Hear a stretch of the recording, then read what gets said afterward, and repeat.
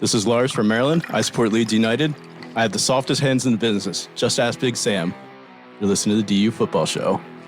I actually played golf today with a guy that got soft hands. Oh, not as soft as Little Spoons, man. He'd give him a run for his money. Little Spoons are the 1 seed, baby. We called him Fatchy Soft Hands all day. I was hanging out with Little Spoon this weekend, drinking beers and smoking cigars. Yeah, and, I wish I could have been there. Shooting the shit. It was lovely. We'll talk about them soon enough. Let's start the show. Born in the land of Bowie, Maryland. Bred to be a fan of fucking Everton. Punch you in the eye and drink your rye. Sam Houston. Sam Houston? Arsenal fans have another Sam. AKA the fucking Gooner Graham. Smell the Malort. Looks great in shorts. Sam Grammy. Sam Graham. Fucking United!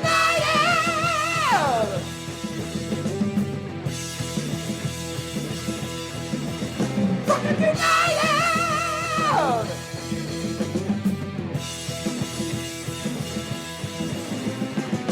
Hello and welcome to the DU Football Show, a completely biased recap of the English Premier League as told by 2 common American schmucks. I'm your host, Sam Houston, and across the way from me is Vacation Graham. Sammy, how you doing, buddy? Drunky. How you doing? Yes, that's right. You are going to be crashing in my guest room tonight. So, I am. I figure once Mel leaves us for during injury time because she has to go work tonight, I figure we can just elongate and do like 2 or 3 shows if you want. All we got to do is just tell her where to pause, and I can just let your drunk ass keep rambling. Let's ride. I got nothing else going on. Yeah. I will say I've gotten nothing. This producer Mel, I'm completely shocked by this. I've gotten nothing but positive reviews for Sam Graham's famous drunken transfer recap. I mean, it got a lot of downloads. I mean, everybody has said the same thing. All he's doing is drunkenly reading a list. Yeah, that's the bit. It's fucking captivating, is what every one of them have said. Absolutely. It's like just watching a car run into a brick wall over and over and over and over again. This country loves a train wreck. We're recording at DU Public House just outside the nation's capital. You can check us out on all podcast platforms. Be sure to rate, subscribe, review, and share with a footballing friend. Should you want to chat with us, there is many ways that you can. Mr. Graham, tell the good people how they can get in touch. Not an issue. It is at DU Football Show on all the social medias and dufootballshow@gmail.com to get in touch via email. And if you wanted to help us out here at the DU Football Show, you can always log on to www.patreon.com/DU Football Show and support one of our top 2 tiers, and you can hear our extra content. Yeah, scintillating stories like Sam's undercarriage. Question is, which one? Yes, very much so. I'm doing a little bit of admin on the fly here. Listen, kids. I'm just going to tell you right now, it's not mine. Spoiler alert. It is not mine. Let's just say it's more comfortable for Taylor now than it was last week. Heard. Yeah, definitely is. Sam and myself both work in the wine and spirit industry and both have a deep, passionate love for all things distilled spirits. So as the red-blooded Americans we are, we've had to have a drink in our hand throughout this show and every single show. We're drinking a unicorn bottle tonight, Sam. Very excited about this. We haven't really done many of these, frankly, because these kind of bottles are hard to come by, but you were able to get a few. Procure. A few of those hard to get allocated bottles. And One we're of gonna them. We're going to drink a few of them over the next few weeks. So this is the Elmer T. Lee straight bourbon whiskey. Kentucky straight bourbon whiskey comes in at 90 proof. It is a single barrel sour mash bourbon. Elmer T. Lee has produced some of the finest bourbons ever bottled. The single barrel bourbon is a tribute to him. There is no other blurb or anything else about it. For me, this is a quintessential bourbon. Mm-hmm. This ticks every box without absolutely knocking your socks off. It is a regular, everyday, fucking good bottle. I got very lucky at the store I bought it at. I got charged about $64.99. Which is what you should be charged for it. Not, Correct. Not the, you'll see this for upwards of $100 a bottle. They wanted to give it to me at cost because I am their sales rep, and I said no. I will pay retail. I know what you're sitting on, right? But it's a regular everyday bourbon, but it is done very, very well. It's not super hot. You have that nice sweetness up front, and then it lends to actually a little bit of caramel, yeah. Yes, and then I get a lot of actually almost dark chocolate on the end for me, especially after you add some ice or water to it. Yeah, I'm drinking my neat. I don't have any ice on mine. I'm getting that very typical, obvious corn sweetness.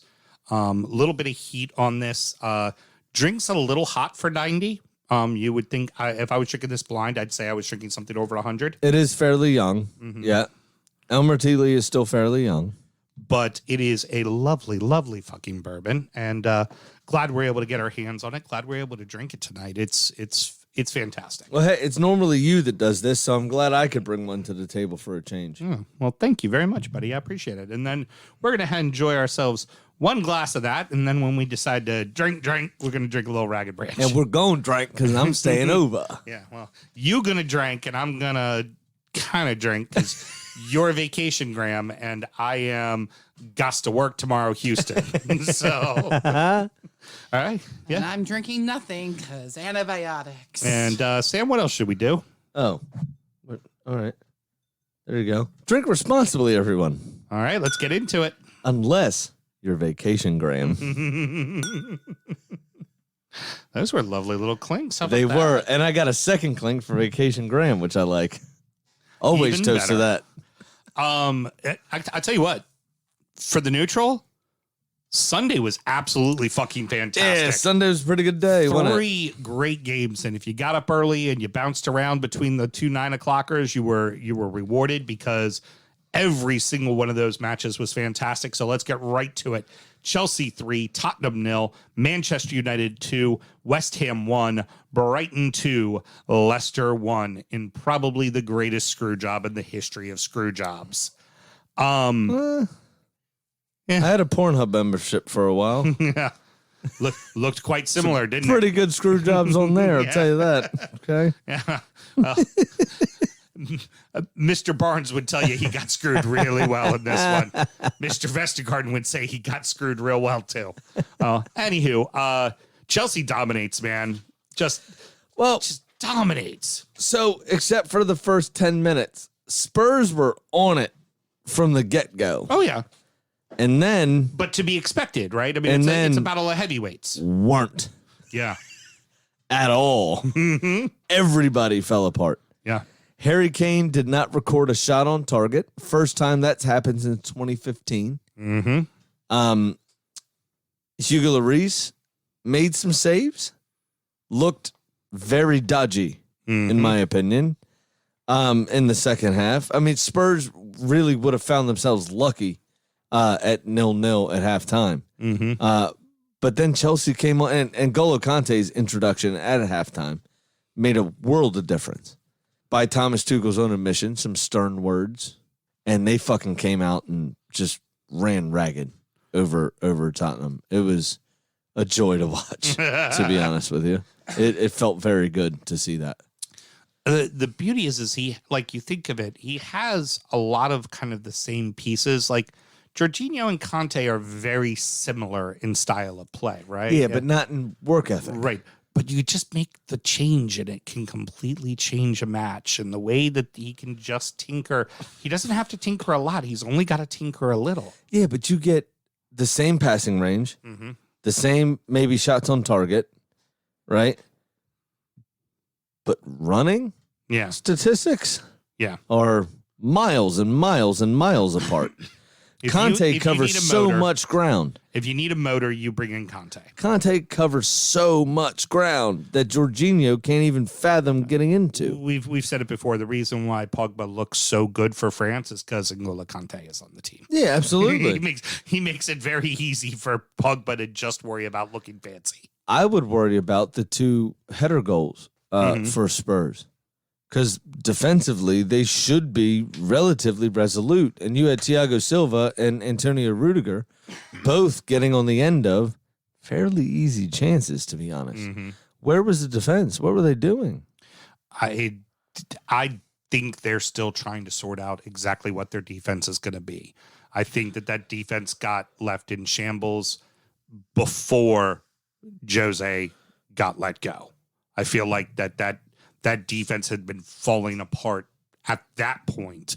And now you buy a few people, but you still got to get them bedded in, which they played them, which that's the first step. You got to play them. But watching these two teams, like the North London's going to be very interesting this weekend because Tottenham is dropping like a stone, and you guys aren't necessarily like lighting the world on fire, but you're winning games. Yeah. Like, and we look a lot better. Yeah. But that's all besides the point. For once, I'm going to take it away from us for a minute and bring it back. I do want to say that Rudiger's goal was not a header It was in and of itself, but it was a set piece opportunity. a pass back that he was able to put into the corner. That fell to him in the box at some point. Yeah. Tottenham look at 6s and 7s. They look all over the place. There's absolutely no midfield. They can't control the game. Kane looks disinterested. He doesn't look happy. Apparently, he's only registered 4 shots on target the entirety of the season so far. Jesus. Well, which is now 3 games for him, I think. So I have it written It's here like, that that's wild. Spurs have lost 2 in a row, a combined 6-0. And Kane, is he a distraction right now? Absolutely. Yeah, it I feels, would venture to say like so. he's a distraction now. It feels like he's kind of getting in the way. Yeah, And they were doing better when they just let Son be up there. 100%. But But Son was also hurt. that's He shouldn't also- be back right now. He's still in trouble. I know we can, it's easy to point the finger and go, Harry Kane, Harry Kane, Harry Kane. Daniel Levy didn't get the deal done purposely. It was not his fault. Just Daniel Levy's a prick. And the grave they bury themselves in with Harry Kane is not just Harry Kane's fault. It's equally as much Daniel Levy's fault as well, because he wants to be a greedy bastard and get too much. Yep. And Agree. do you think now, because of other things that we'll get on to, do you see Harry Kane getting sold in January? No. He will command more money in the summer, I think. Do I see it happening? No. Is it a possibility? Yes. Because City look like, as we'll come on to, like they are struggling without a proper center forward, right? They need somebody. Yeah. Kane obviously wants to go there. Yeah. So can it happen? Absolutely could happen. I don't think it will until the summer, though. I really don't. Got it. Okay, fair enough. Who's better than Chelsea right now? No one. No one. I mean, in the world, no one. no one. No one. It's the last line of my notes, which you have a copy of. You can do this. I wrote scary stuff for the rest of the league. Absolutely. It's confirmed in black and white right there. They look like the European champions. They look like the Champions League holders. They look like a force to be fucking reckoned with. They are balanced. They have Marcus Alonso again on the score sheet with an assist. Lukaku didn't get a goal yesterday, but Lukaku looked lively. Lukaku was involved. They can carry somebody that doesn't score goals in Timo Werner. They won this game with 2 center backs scoring goals. This is insane. This is the ROM that you hope you have, right? The one that it doesn't matter. This is the ROM that the potential said it would be. Yeah. If he doesn't matter if he's scoring or not scoring, ROM takes your 2 center backs and makes you pay attention to him, which then means the rest of the field becomes open because of it. And then with 2 people paying attention to him, he still finds a way to get goals as well. Yeah, absolutely. It is Ronaldo type attention. That what like Ronaldo in his prime, where you just had to know where he was on the pitch at all fucking times. That is Rom right now. You have to be aware where he is. He's energized. He's running everywhere. But he's also no bigger problem. and stronger too. Yeah. Than Ronaldo was. He can God, hold play up on his own. He offers something so much different than Ronaldo did. Yeah. And it's going to be an interesting watch for the next few weeks going into Christmas. But I Chelsea are the ones to beat for me. I don't even think City are in the question right now. I think it's Liverpool, Chelsea, 2-horse race to the title. Manchester United is kind of on the outskirts because of Ronaldo. And his 100% record still for scoring in every game he plays since his return. But honestly, I can't get past Chelsea, Liverpool. I really can't. So you just answered a question I was going to throw at you during the show, but might as well go ahead and say it now. You've pretty much answered it, so I'll give you my thoughts on it as well. Assuming that it's a 4-team race, which it's a 4-team race. For City, United, Liverpool, Chelsea. It's those 4 teams. Yeah. That's who it is. Looking at it right now, City looks like to be the worst of the group because they can't fucking score goals. Yep. Right? And it doesn't matter if you can't score goals. What does it matter? Right?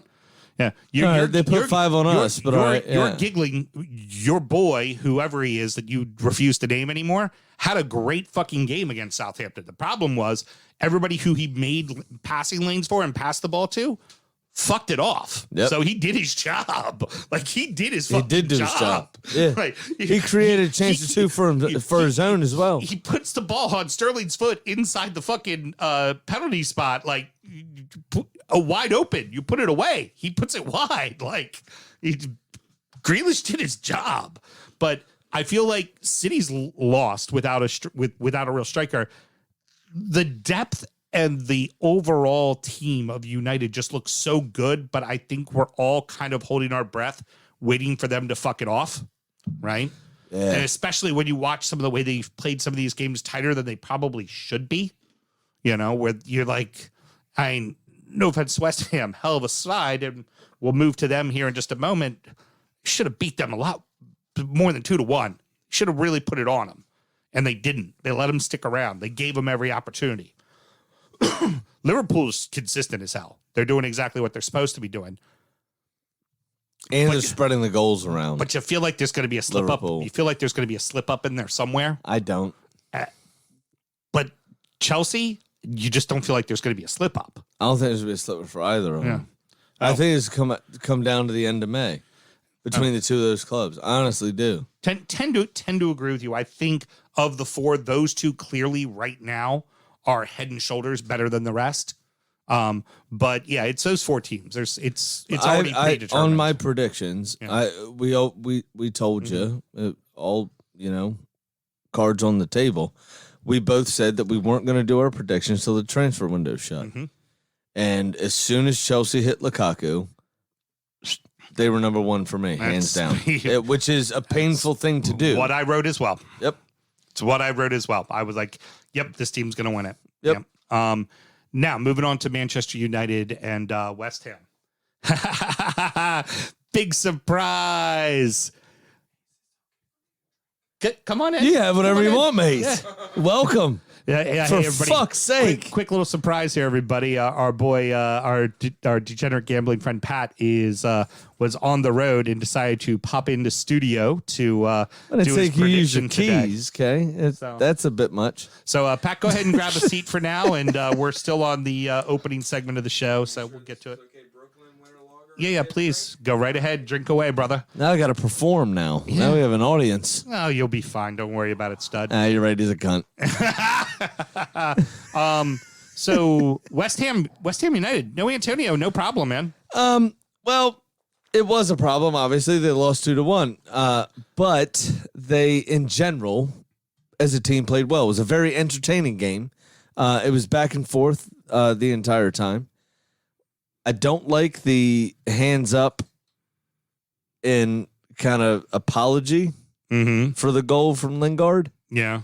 Not really a super fan of that. Right. Muted celebration, fine. Don't Right. apologize. You fucking did your job. Yeah, you were supposed to score. Don't say sorry for that. Just don't jump up in the air and kiss the hatch or just be. There were multiple chances for both teams. It was Absolutely. end-to-end stuff. It was a good deal. There was towards the end of the game, there was a chance for West Ham to get called for a penalty that against Manchester United. Yes. And fell on deaf ears. I honestly thought that one was kind of a coin flip. Mm-hmm. The penalty for West Ham against Manchester United, Yeah, though, the handball. the handball was definitely a fucking penalty. I don't know why he needed to go check the screen on that one. No, I mean his hand was out. Like I was just kind of funny. It was like, hold on. There's plenty of things we don't go check the screen for, but we're checking the screen for that one.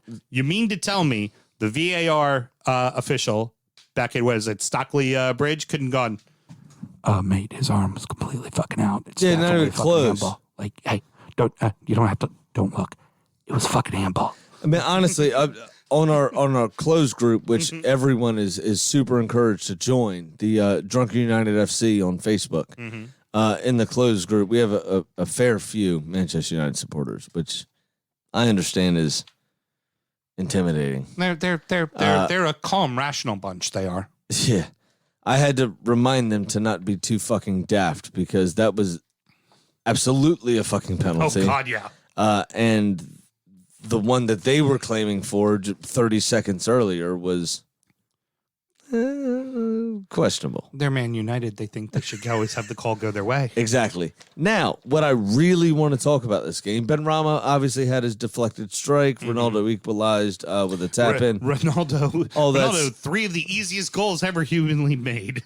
It is what it is. That's fine. What I really want to talk about was David Moyes. David, and I am going to say David again. His decision to continue with the substitution of Mark Noble for Jared Bowen and Mark Noble to take the penalty. Yeah, I was a little I surprised by think that one. this is a very difficult spot for Mark Noble to be in, to come on without having warmed up properly, obviously. 93rd minute, whatever it was, 93rd and a half, 94th minute to come in. And Mark's like 68 now. Come on. Yeah, and then he's on his farewell tour, Yeah. actually. And to have him step up with no warm-up, no anything, and take the penalty, I thought was terribly unfair.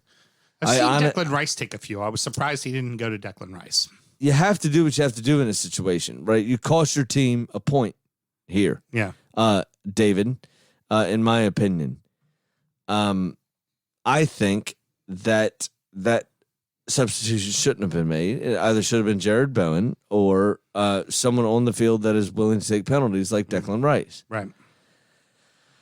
But that didn't happen, obviously, and Mark Noble took a very tame penalty at a comfortable height, and David De Gea got to it with strong hands. Oh, it was easy. It was an easy save. And there's nothing you can really do about that besides making a different decision from the beginning of that chain of events. Mm-hmm.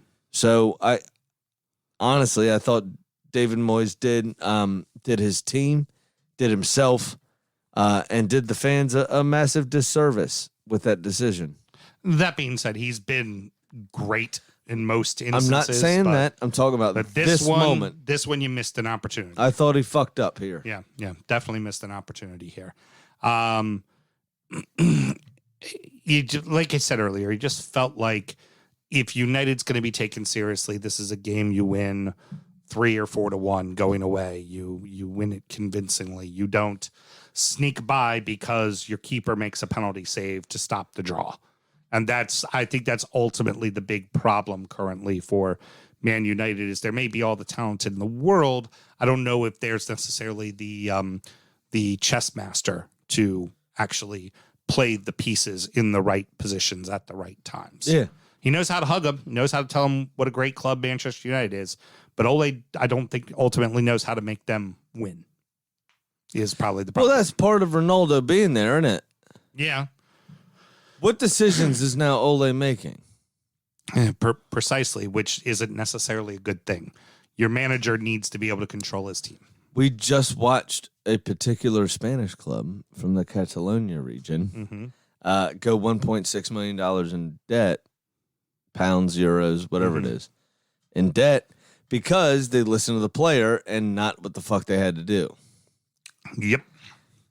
Not saying obviously it's a different scale, but you cannot let a player have that much power. You really can't. And I am a player guy, right? I'm not a management person. Mm-hmm. I hate my management. I hate your management. I hate management from Chick-fil-A. I don't like management at Dick's. Mm-hmm. They're a bunch of cunts. This is what it is. Okay. Management in general are fucking dickheads. Heard. Very good. But players should not have this much power. No. Nice win for Brighton, but, I mean, come on. Leicester got fucking screwed. Listen, I don't care about that. Brighton are so very, very efficient in their possession now. On the ball, with a touch of ruthlessness, just 37% outshot Leicester on target. Come on. They're finally scoring goals as well. And the first goal comes from shithousery from your favorite player, Neil Lespe. I don't know what you're talking about. Okay. Shut up. James Maddison should have signed for Arsenal. That's all I'm saying. Okay? Look. Okay, yes, the ball hit Vestergaard on his arm. The reason why it hit him on his arm is because Neil Lespe had his hands around his waist and was tackling him to the ground. And as one gets tackled to the ground, normally your arms go, whoa, up into the air. Well, don't be a cunt. How Vestergaard, okay? This is a weird take from you. You're just being contrarian. Fuck off. That wasn't a handball. It was a foul. It should never been a handball. It was a fucking foul. And it was a bullshit call. You're right. I am being a dick, just to be a dick. Yeah. That's not a penalty for me at all. It's a foul on Mopay. It's a foul on Mopay. Listen, if anything, they cancel each other out and you just play on. Yeah. Right? At the end of the day, whatever. He tackled him. He handballed it. Fine. Fuck it. Let's just keep going. What are you going to do? Right?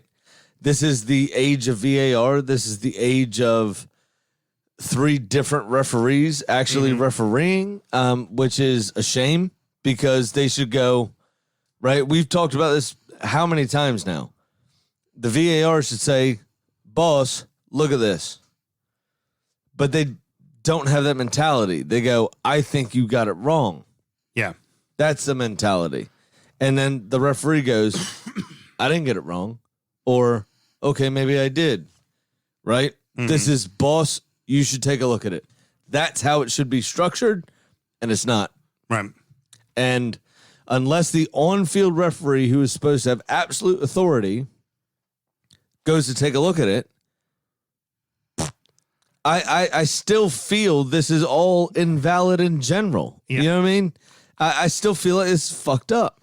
I feel This is not binary like offside. This is not binary. well, and then 2 goals called off at the end of the game at the death for being offsides, but not a player in an offsides position, a player in an offsides position that affected the goalie's ability to get to the ball. That is the one situation of offside that is not binary. I understand that. So I'll let the second one, I'll let that one slide. He jumped up in the air. The ball went well over his head. Maybe he blocked the goalie's path. I'll give you that. That one I'll give you. But the first one, the goalie's in the middle of the goal. Barnes is on the left-hand side of the goal. The ball went in the right-hand side of the goal. Please explain to me how Barnes impeded the keeper from getting to a ball on the right side when he's on the left side. So let me rephrase what I just said. Yeah. Maybe explain it better. Is if a player is running in on goal, if there is an offside decision to be made as the play is progressing towards goal, that's binary, right? This was a set piece, I believe, wasn't it? Where Barnes was offside there. Yeah, exactly. Maybe the referee should still himself go look at it. Maybe because you're talking now about sight lines. You're not talking about the line of defenders. Right. You're talking about a sight line of a goalkeeper. So maybe it's not as binary. And I know I'm contradicting myself from 12 seconds ago, but You're vacation, Graham. You're allowed to do that. No, my point is that the referee should be going to look at a fucking VAR. Right. Shouldn't be standing in the middle of the field getting talked to in his ear and then making a decision based on somebody else's decision. Go fuck yourself. We've said this from day one. We've said it over and over again. The referee on the field needs to have absolute authority. My point is the person in Stotley Park should be saying, hey, boss, go look at this. You may have missed something. Not, hey, dude, you got this wrong. Right? You're not equals. He is the authority. On the bench. Right? Yeah. Hey, Gaffer. It's his match. Right. It's his match. Hey, Gaffer, go take a gander. Right? This isn't the binary offsides. This is the sightline offsides. This is the subjective situation. We need you to go take a look at it because it should be his decision, and they haven't done that. They fucked that up. That is a refereeing mistake. It did fuck Leicester in the situation. It does not change the fact that Brighton were fucking clinical with 37% possession and out shooting Leicester on target and also scoring 2 goals. This is, we said it 3 times or 4 times in the last couple of weeks, over the last couple of weeks, multiple times maybe in the same show, that the one Brighton result was a Brighton the one against Everton was Brighton of last year. Yeah. This is a new Brighton. This is new Brighton. Yeah. Brighton has figured this out all of a sudden. Now, yes, Neil Make Less, whatever you like to call him, was a bit of a dick to win the penalty. Absolutely. Referee should have went to look at it then, if that's the case. Right? Yep. But he didn't. You know, to the other point. The second goal, though. Welbeck's. Pretty fucking great. Great goal. Well, that's what you need. What a flicked header that was. I mean, you talked about that as a key for the team. Is Welbeck scoring goals for them? They need paramount. a proper goal scorer. Yeah. Hopefully for Leicester, what you do is you don't let this one stick in your craw. You just get over it. Move Leicester on to the in a next one. bad way right now. Yeah, they're not looking good. Result wise. No, not looking good at all. But also doesn't help when you literally have goals taken away from you. It's hard to. I understand. I'm with you. I get it. What I'm getting at is I should have hit my fucking bat. That's all. Just should have hit my fucking bat. One of our teams fucks. One of our teams kind of fucks. And one/mine got fucked. Arsenal 1, Burnley 0, Aston Villa 3, Everton 0. Nice little win for the Gunners. You know, it's not sexy, but it fucking counts. It's another 3 points. You can start to see a little bit of confidence begin to come back here. Played a little bit of football. We had control of the ball for the most part. It was very close to our first 11 for the first time this season, I think. Yep. Minus maybe 1 or 2. Reading's fun, isn't it? They were equal on shots, obviously at 3 apiece. Yeah, reading is fun. A brief penalty scare, but all in all, a relatively comfortable day out for my lads. Yeah. Ostergaard's just such a huge pickup. What a free kick that was. What a fucking and just absolute plum. Yeah. And he fits the team. It seems like it's starting to gel. It seems like it's starting to come together. This week answers a lot of questions about your side. Another match in the League Cup. And this week answered a lot of questions about Ramsdale. Well, I'm saying the next week coming up. Yeah. Ramsdale's your keeper in the future. He may be our keeper keeper now. Yeah, Leno doesn't want to be the keeper there, and they're going to move on from him. And that's definitely going to happen. That's actually what held me up here. Was Leno's comments in the press as I was, trying to discuss. Basically, says he wants to leave. Right. Yeah. If you want to leave, then we don't need you. Yeah. Fuck off then. Don't even have him on the bench. Letting Ramsdale play. Yeah, you might as well. I mean, yes, he has played for 2 teams that have been relegated in the last 2 years, but he is a full-time Premier League keeper. You might as well let him go ahead and fucking play. He's young. He's going to make a couple of dumb But mistakes. he's played well, though. Yeah, but Since he's come, he's played well. because let's face it, Leno's made a bunch of dumb mistakes. So what does it matter if this one makes a few mistakes? Yep. You want someone who But wants he to wants be to there. be here, and he's 2 years younger. Yeah, exactly. So fuck it. Yeah, so Yeah. go with, and that's you know what? That's a really Mature play. good, easy move for Arteta to stamp. This is my club. This is my team. I'm the one making the decisions here. Yeah. Because it's a very easy one that the fans are going to get behind real quick. Real quick. Because God forbid Ramsdale drops one in the back of the net. They're all going to remember Leno's dropped a couple back of the net. Yep. They're not going to care. They're not going to care at all. Anywho. Is it time to start being worried about Burnley? No. I feel like Burnley hasn't played anybody around them yet. And that's why it doesn't matter what their record is. Very true. But also, Sean Dyche, which fucks one of my season predictions, just signed a new 4-year deal. You had him being the first manager gone. I did. I said he was going to get fucked, but he didn't. Yeah, I don't think we need to necessarily be worried about Burnley yet until we see them play Norwich and Watford and Southampton. They will pick up their wins. They will pick up their draws. Yeah. They will be fine. It's going to be the same old boring fucking bullshit Except that it has been. Except for I would say with Burnley, there's not a ton of bad teams around them this go round. Because like we talked about, there's going to be a good team that finishes in 13th place. Yeah. Like Us. you or Palace or Brighton Or Tottenham Brighton at this point.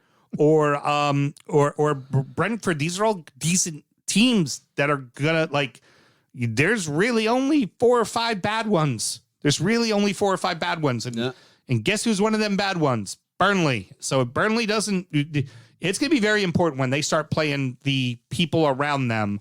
How they do, I think, will very quickly determine if this team's gonna stay up or not. I can understand that. Yeah. But I'm with you. I'm not worried about them yet. Not at all. There are 3 worse teams off than Burnley. I feel like. Absolutely. So I'm going to let you guys lay on all the shit because, obviously, admittedly, it's deserved. First 45 of Everton Villa was fairly even, and Everton looked to have the good chances, the better chances than Villa even. And this is without Calvert-Lewin, without Ritchie, without Pickford, without Coleman. Rondon did fine. Obviously, Rondon could not run 90 minutes because he's 85 and a half years old. but the minute Cash ran through the middle of the field, whipped out his big old God, that was cock sexy. and just ripped it through the back of the fucking net, after that point, we were done. Villa, after that point, after about the 65th minute, Villa worked us. There's no excuse. We got worked. No, you want to go? I mean, that was 6'1" of pure sex when he hit that goal. Those He cracks you're hearing is the brand new bottle of Malort. Malort. That's It was. because Graham finished the other one. All right. I said, so my notes are fairly simple here.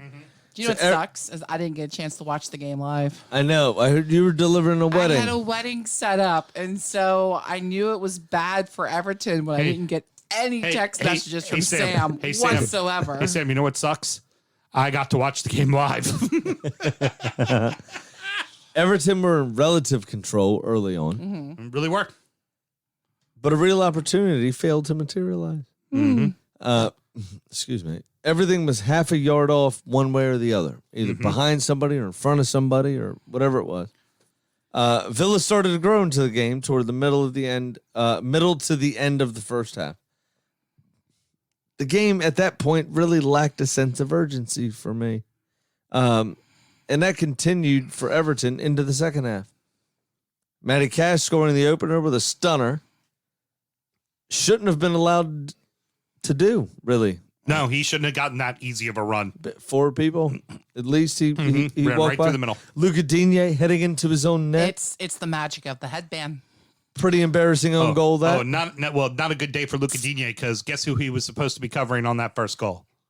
Matty Cash. Walked right by him. And a great hit from Leon Bailey. Yeah. Although, Asmir Begovic, you as part of the goalkeeping union may have a problem with, I think Begovic should have done better with. Oh, don't get beat on the near post. Personally. Yeah, the first he didn't. He got beat over his left shoulder. Oh, okay, I thought it. But it the first almost one hit him got in his beat near face. post. Yeah, But it almost hit him in the face. have it hit your face. It's very close to his body. Take the concussion. Let him tap the ball in while you're dead on the ground. But he couldn't react fast enough. Your second half was such trash. Yeah, there was. I would say It really was. before the Cash goal, there was a bad. Pardon me, burping in the mic there. A terrible no call as Damari Gray is going on to goal at about 20 yards out. Konsa, it was Konsa, wraps his arms around him and just kind of throws him to the side. Never a foul. No call from the sure thing. No call from the ref. No call from the ref. And I think the reason why, and you and I talked about this off air that day, the reason why there was no call from the ref is because it was last defender. And that's not the kind of foul you want to give a red card for, but it's the kind of foul you're kind of forced to ask that question. You're bound to give a red card for. It was Damari Gray away on goal, and he got flung aside, and the ref put the whistle in the pocket. And the ref definitely, it should have been a foul. Should have been a foul, and at least a yellow card, in my opinion. But like you mentioned, you're like, if you put it into a scenario where you have to look at that as a possible red, you might actually have to give a red, and it's not the call you want to make to change the game. You know, I get that. But at the end of the day, there's something you have to do in there. Sure. So for the first time this season, unlike the 2 times you've had to do it, producer Mel, and the 3 times you've had to do it, That's Mr. right. Graham. It's a little sweeter this time for me. Well, you know what? It's a lot sweeter this time for me. Well, I just want to see it. Hey, Sam, remember there's a cardinal rule. yeah. Villa fucks. Villa does fuck, but you know what else is going to happen? I'm not going to chase this with fucking toasted marshmallow. You fucking pansy. Oh, you Tastes bitter. like having James, one of the best players in the world, not even on the bench, not even in the stadium, not even being Yannick Bolasie driving his bike around in circles. Just James Rodriguez, nowhere to be found. he's on that Ozil plan, isn't he? Oh, yeah, he is. He's playing Fortnite. Living that best Fortnite life. Oh, he got a Twitch channel. He's twitching. He plays video games. Does some He twitching. is twitching. Living that life, man. James. Apparently, a move out to Qatar is on the way. I can imagine. Yeah. He's getting up there in age. Some rich Arab sheik just decided he wanted to buy a new soccer card. And that soccer card is James Rodriguez. And that soccer card costs $85 million. Take that money. Take Not that you. money. Well, we'll at least get something. We'll at least get something for it. James takes that money. Rounding out the rest of the league. And so that happened. Leeds 1, Newcastle 1, Brentford 2, Wolverhampton 0, City 0, Southampton 0, Liverpool 3, Palace 0, Watford 3, Norwich 1. Leeds unable to hold on to the game, and nice little draw for Newcastle, honestly. I thought it was a super game to watch, to be honest. Fun. They were all over the match. fucking place, those teams. It was 39 shots here. 16 of those 39 were on target between the two teams. The goals were great for ASM and Rafinha. Although I know we've already differed on this in personal conversation, I think the Newcastle goalkeeper could have done better with Rafinha's. Mm-hmm. It was all about the dummy. I get that. And that player who I wrote It was down, Darlow. Rodrigo. Oh, yeah. Should have gotten an assist for that dummy. Oh, it was brilliant. It was absolutely The brilliant. dummy was fantastic. Oh, I've fallen victim to those kind of goals before. And you feel like a douche when you're in the net. You're Of just course. Like, yeah. like, fuck me. But I thought Darlow easily could have saved the goal if he didn't bite the dummy. Yeah. But it is what it is. What are you going to do, right? Funny, when you play a team that wants to have a go and play some football, for some reason Newcastle is up for that. Yeah. Just odd, isn't it? Alan St. Maximin got the ball back after his opening pass once he picked the ball up. Mm-hmm. Beat 4 Leeds defenders and somehow beat them again with a shot from the far right side as he's running towards the sideline, turned back and banged it into the far side. The entire Leeds defense, in Kyle Darlow's defense, the entire Leeds defense should have done better with this. Yeah. Leeds needs to start getting some W's on the board. Yeah, they do. Really need to start getting some They're W's in on the board. 17th, 18th? Yeah, I get it. You open the season, you had United, Liverpool, Everton's not an easy out, and then you have to go to Newcastle and to Burnley, which are kind of peskier bottom of the table teams, but you got to start turning some of these into wins. And the next one isn't easy for them either. They got West Ham. Right. So they need to start getting some W's here very, very, very soon. Absolutely. And if you want to hear us preview that game, all you have to do is jump on to www.patreon.com backslash You DU said Football Show. /. I'm just telling you. / DU Football Show. Mm-hmm. And sign up to one of the top 2 tiers. It's not fun when somebody points out your flaws, is it? Listen, vacation, Sam. No, it's Vacation Graham. And whatever. I'm doing it. I'm living my best life. Have another, you fucking lush. Brentford go full assault, man. Woo! Where did this come from all of a sudden? This was awesome. You know what? It was fun to see. I applaud. I'm totally in for it. I applaud the call. Even Bigby's tired. I know. He hasn't said a goddamn word since I've been here. And can I give a shout out to Jane and her excellent match analysis that she posts in the Drunkard United Football It's Club fabulous. group? I live for it. It's awesome. Yeah, all of you B fans, you need to come to our football club group just for Jane's analysis James' every week. stuff is great. She will do more justice than we ever could. Oh, absolutely. But here's the thing. I applaud the ref for making that penalty call with Saiss grabbing Ivan Toney and pulling him to the ground. Now, here we go. I would like to see a referee have the courage to call that against old Slabhead or Ruben Diaz or Van Dijk, because that foul, that play happens every goddamn week. Not every goddamn week. Every fucking corner that play happens. So, Wolves justified in being like, what the fuck? Now you're going to call this shit? Like, I applaud the ref for calling it.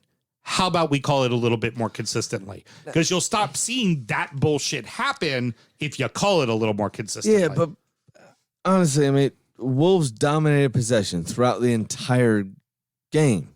Dominated they possession. Unequivocally failed at every other aspect of the game besides possession. They didn't have a shot on target. Brentford did their fucking job, and they got it done. At one point, Sam, they were subbing out defenders for attackers, right? So they had Ramirez, Silva, Traore, Trincao finally got subbed off, Podence, all on the pitch.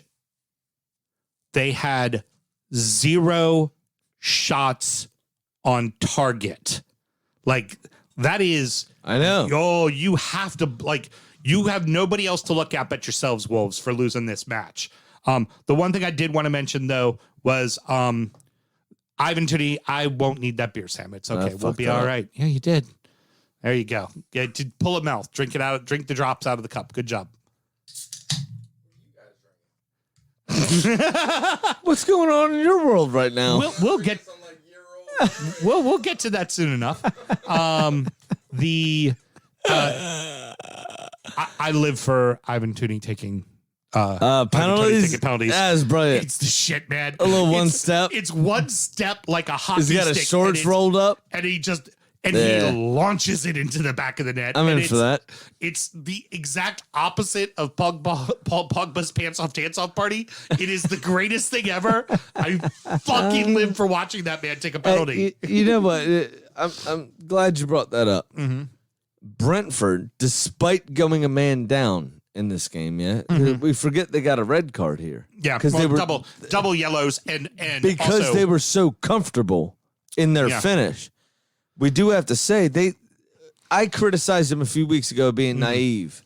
Yeah. Right? In their performances. Yeah. And well, they had learned that the hard way against Brighton. The decisions they made. Here, they look like a tried and true Premier League outfit. They look like they've been doing this for years. Yeah. They went down to 10 men and they pushed the issue. Yeah. Right? They had a shot on target after they went down to 10 men. Which isn't an easy, like they were the road team. They hit the post twice after they went down to 10 men. Yeah. You know, and Wolves, as we've said, did not register a shot on target. So Brentford, I think personally, here to stay. I tend to agree with you on that. I think there's still going to be tough ones for them. But yeah, I'm with you there. It's not going to come without growing pains. Oh, of course not. Of course not. They're going to finish in They'll get trounced, They're going to finish in like 16. Well, I think their next one is against Liverpool, and they're going to learn a real lesson. Because they're going to play that assault, and next thing you know, they're going to be like, how the fuck we down 4-0 in 20 minutes? Hey, like, Google Russell Peters. Somebody going to get a hurt real bad. But the one last thing for Brentford, the Baptiste double yellow were dumb yellows too. The one he got sent off for. Oh, ridiculous. What are you doing? Middle of the field, the guy's past you. It wrapped his waist. You know what it was? It was a championship foul. It was. You go, you're right. Ref won't call that. Absolutely. Welcome to the Prem. Ref definitely calls that. And you definitely get your fucking walking papers. Like, you learned a valuable lesson, my friend. City can't score. I mean, dominates the game. Can't fucking put the ball in the back of the net. They just can't. No, they can't, can they?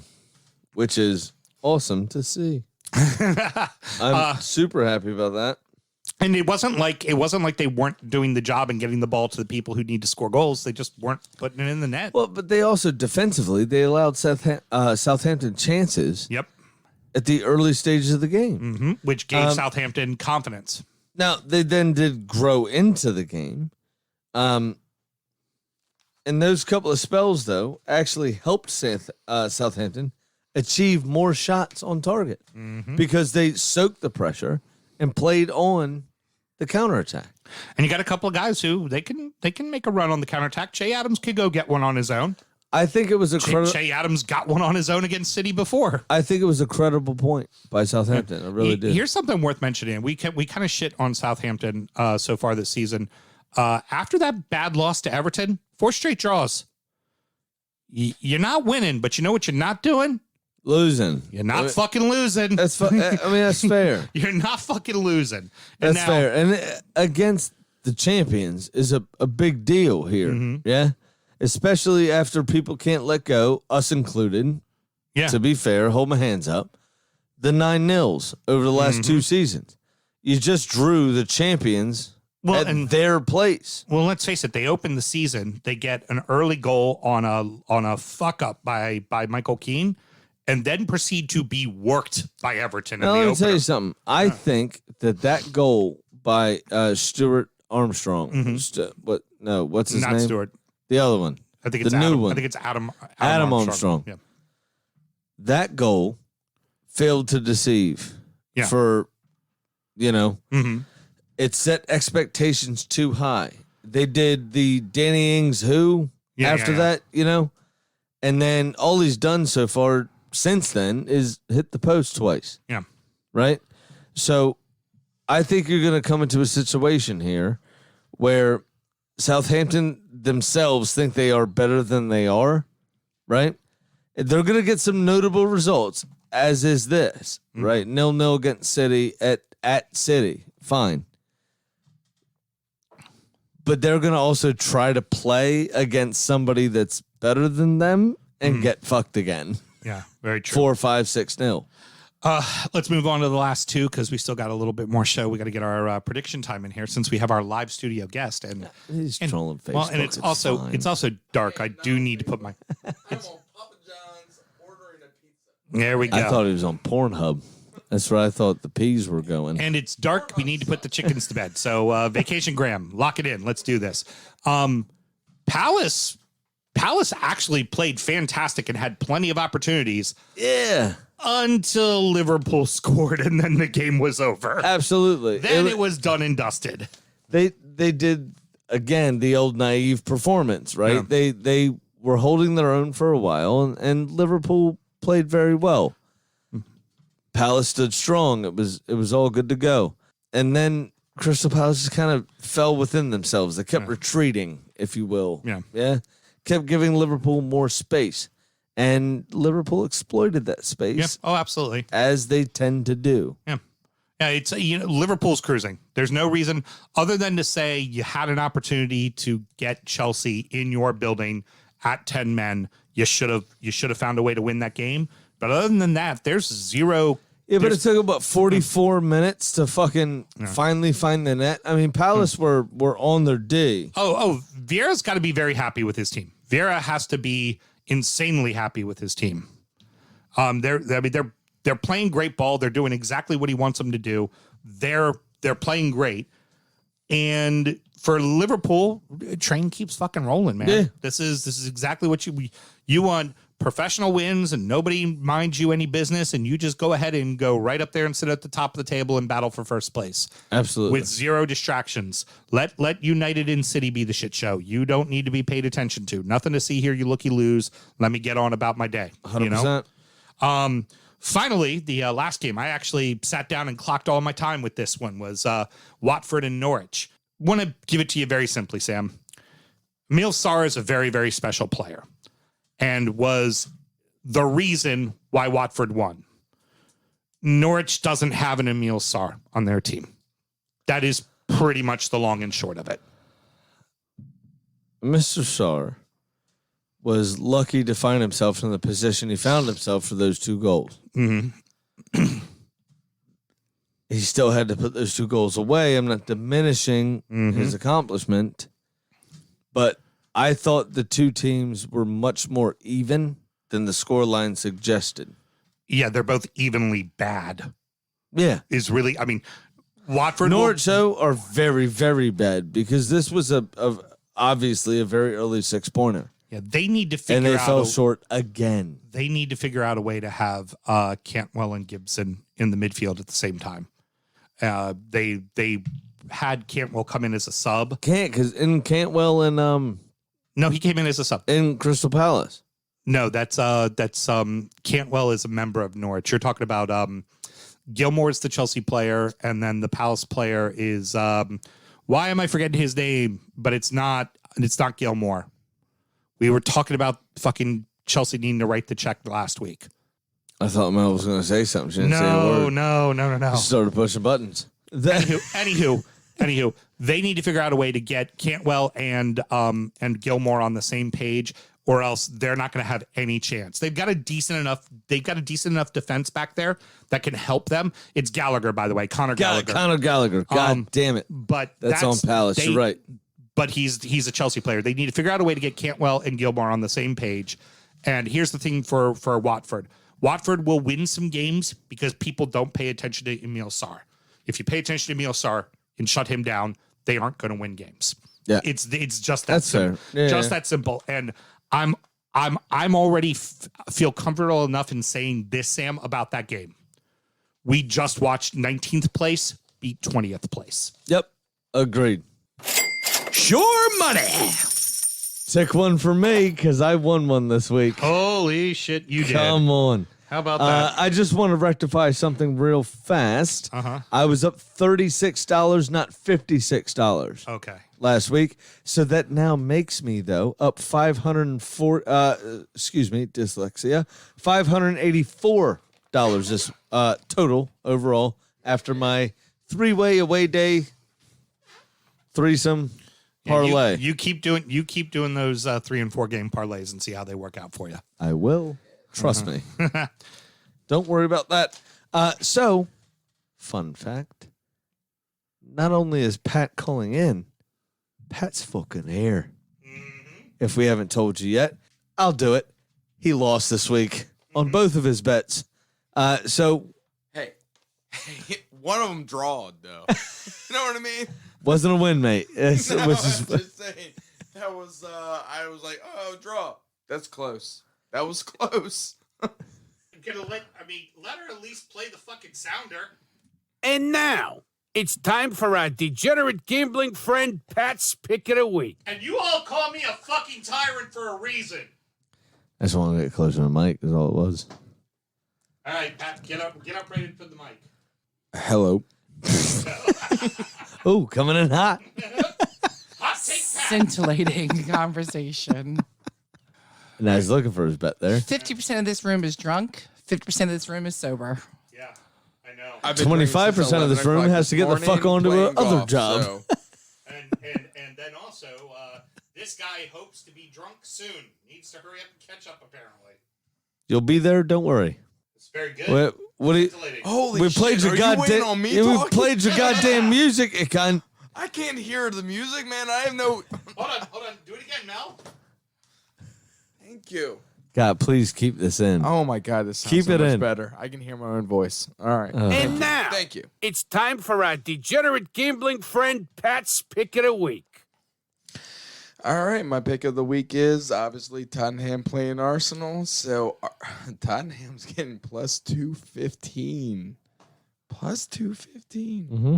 I'm sure they are, because they're shitter than us. Well, I'm going to take 100 to get that 215. All right. And then I also have a additional bet I've been drinking. Would you like to take a 3-game parlay that will not end until December 5th? No. No? That's ridiculous. Take your team 3 ways. I will bet you $1, give you $100 if you can draw or beat Tottenham, Everton, which is December 5th, I believe, and Villa. Villa. I mean, Villa fucks. So be you careful want with Arsenal to They win have to those 3 games draw or beat. starting this weekend. that. Arsenal's starting not this week. beating Aston Villa. And this is a side bet between me and you for $1. For you win 100, I only win $1. I would win 100. You would win I'll give you $1. 100 to 1 on that. I'll take that. Absolutely. This Fuck is yeah. why. I'll take a side Side bet. action, I love I'll it. take a This is side why bet. he's our degenerate gambling friend. I'll take a Pat. side bet. Yeah, I'll burn $1 on that. What's the difference? 'Cause Absolutely. I want my dollar. Arsenal to beat Spurs. well, to beat Villa, and then to draw. beat- They can draw on all 3, and you win Just 100. to not lose. Yeah. Can't lose any of those 3 games. I'm in. Yeah, fuck yeah. Here, take my $1 now and No. give me 99 back. I don't care. That's fine. Fuck yeah. All right. 100%. All right, Pat, you're done. I'm not giving you 100. Hey, Pat. Fuck you. You're here. I can't hang up on you. So I had to go over the top. I got really excited by last week because you actually fell for it. You actually fell for it. Sammy, you have a bet, my friend. How did you do last week? All right. Well, the Foxes got screwed. Thus, I got screwed is what I'm putting into the cup of losers. That should have been a fucking winner. Fuck you, referees. Fuck you, Neil Lespay. Like I said, your boy was fucked over by shit officiating, and I find myself at minus $445. But my tried and true system will always save the day. Big Sam's Lock of the Week. Graham, I'm not sure if you knew this, but 25% of the time, it works. Here we go. 100% of the time, baby. Sam loves every 4th week because that that goddamn percentage works out to be a nice round number. Nice even, not He doesn't have to worry about it. 33.3. It's 25. Boom. Nice and easy. And I'll tell you what, Sammy, the Saints can't win, but they sure don't seem to lose either. So give me Wolves at Southampton to draw for plus 220. That's not terrible. Mm-hmm. All right. So back to me real quick before we go. I do want to reiterate, I apologize. I was up $36, not $56 after last week's bet. which now makes me, after I won last week, with my 3-way parlay, that makes me up $584 and firmly in first place. How about that? There Look we at go. that. Even got a goddamn photo. I don't have a sound cue for that. I'm Wow, so sorry. I know. It doesn't matter. I'm Hey, looking you know through what? my Play the board. seagull thing. Wait a minute. I got applause. Yeah, and then play the seagull. I don't have the seagull on. Doesn't have the anymore. iPad. Oh, it's on the iPad. That's fine. I'm not worried about There it. you go. Making my way downtown, walking fast. I'm a seagull. Go fuck yourself. There you go, Sam. I did it for you. I'm in. Anyway, this week, I have another parlay. Of course you do. Because this This is my how friends, he loses all the money he just made. is sure money. Sure money. Heard thing. I've got Manchester United to beat Aston Villa. I've got Everton to beat Norwich. And I've got Arsenal to beat Tottenham. And they gave me a very generous $427 on a $100 bet, which I will be cashing in next Monday. It'll be great. And I'll be up a little over a G. when You all should probably just quit. That's great. When we fuck it off, which we probably will, because we're not allowed to have nice things, and Norwich can't win a game except for when they'll play us No, you'll be at fine. home. You'll be fine. That's when it's all going to go terribly wrong. Sam, that's not a bad segment. Was it? Yeah.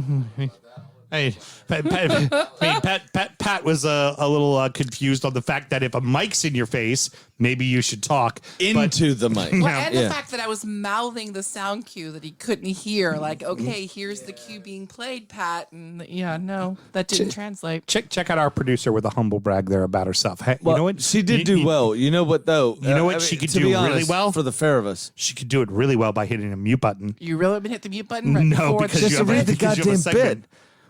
Okay, fine. We have a fucking chicken. You typed this on the toilet earlier. Come on. In my underwear, thank you very much, Sam. Not on the Behind the toilet. curtain. Peek behind the curtain. Well, Big B was mocking Kitty for not picking Brentford and now sits at 2/2. So this week, I gave Kitty The El Gatwico. El I read Gatwico. The this El line. Gatwico. This week, I gave Kitty El Gatwico as Brighton traveled to Crystal Palace. Now, Kitty quickly pulled It up. is the derby of all derbies. Kitty quickly pulled up a photo of her enjoying a Sunday roast with actor Bill Knightley and, oh no, Rebecca Lowe. It's Bill Nighy. There's no T in there. The way you typed it is. Now, Kitty was an extra in Shaun of the Dead and Pirates of the Caribbean, Dead Man's Chest. Yeah, he was Davy Jones. And of course, you know him from Shaun of the Dead. He was the stepfather. I remember when he became the zombie and they were like, he knows nothing, he understands nothing, he's dead now. And then the zombie turned off the loud music. That was him. Yeah. All right. And Yeah, Kitty fair enough. was the zombie chicken in the movie. Go back and Okay. watch it. You'll see her. Fair enough. Now, we know that Rebecca and Bill both love them some Palace. So Kitty is probably picking them to beat their fierce rivals. Now, You know what yes. makes me sad before you do the disclaimer? Is that Rebecca Lowe and Jan could be friends. Oh, damn. No, that dollar is already gone. I don't give a fuck about it. I'm speaking to everybody in the room when I say this following disclaimer. Please, Pat, please gamble legally and responsibly. Pat, again, that was for you, you cunt. Championship corner. I've fallen and I can't get up. Oh no! Oh, no is right. Oh no. Fulham. It's growing on me, that sound cue. It's a great sound cue. Fulham fell. Yes, they did. Not good. But we'll start here, actually, with Sheffield United with another win. This time over Hull, as did Bournemouth over Cardiff. Fulham did drop 3 big points, as we've alluded to, against Reading, losing 2-1. Real quick, Sam. Marco Silva, in traditional form, got his team into first place the first month of the season, collected his Manager of the Month trophy, and then went, fuck it. season's over. Yeah. But West Brom couldn't fully capitalize, as they only drew 1-1 with Preston North End. That No, puts, not pounce, which is what I wrote. That puts Bournemouth on top on 18 points. Fulham and West Brom are tied in second on 16 points, divided only by goal difference. But Sheffield United has climbed to 15th. Oh, man. So y'all better be careful because Blades are making a push. Uh-oh. Yeah, I know. 9 goals in 2 matches. Suddenly Okay. their scoring prowess is showing. And then down in League Two, Walsall suffered another setback in League Two with a 2-1 loss over to Newport. I'm sorry, not over, leaving them in 19th. But they are tied on points with 3 other teams on 8 points. Excellent. And they've also advanced in the EFL trophy. Lovely. So maybe a little cup run might help them. There we go. You know, what do you think? Perhaps. I would say the Wassel guy talked to us once and then hasn't talked to us since. So I don't think we need to necessarily talk about him unless he wants to talk to us. This may be, the last time. I was, gave it a 3-week go. Got to sting a little bit there, Fulham, that Bournemouth is now in first place. And who manages Bournemouth, boys and girls? Oh, Scotty Parker. Good old doesn't he? Scotty Parker. Doesn't he? And that fabulous fucking jawline and the wonderful fucking petticoats. And, Petticoats. he's fit. It's not a petticoat, man. He's fit and don't he know it? That's wrong, isn't it? He wears vests all the time. And It's he not wears a petticoat, though. But he wears the petticoat type, but it cuts off at the waist. He wears those style. It's a waistcoat. Oh, yeah, well, I don't fucking care. It's not a petticoat. All right, Sam, any parting words? We talked too fucking long. We need you to call Versace. It's not a petticoat. Okay, very good.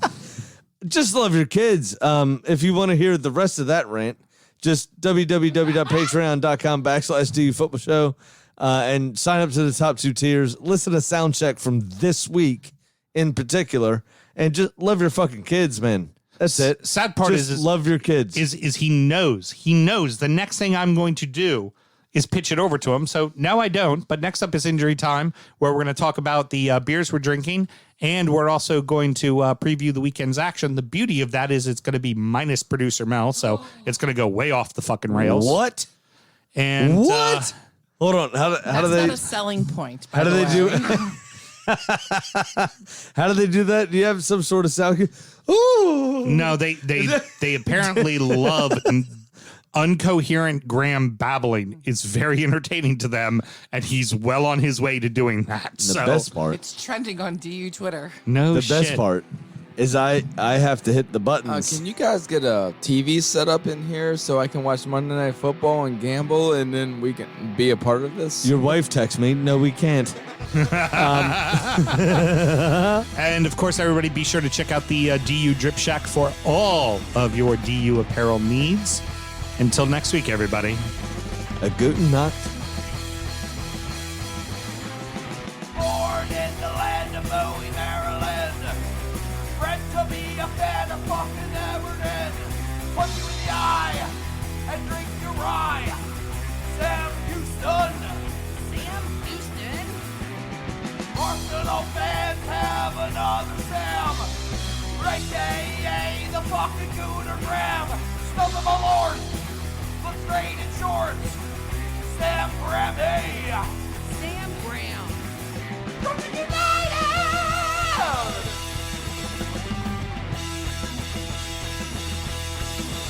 Brooklyn United!